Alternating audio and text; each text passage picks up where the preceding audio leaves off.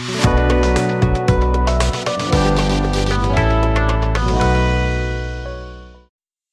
this tutorial, I will show you how to reply to Facebook comment with ChatGPT.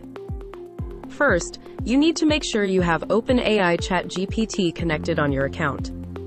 Create your Facebook comment automation flow and proceed to set up your Facebook comment automation. Let me show you.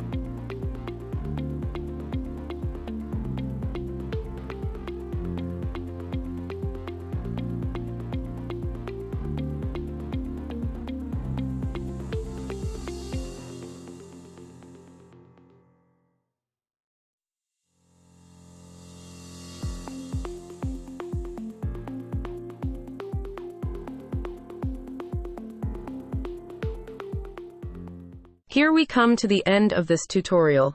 Thank you for watching.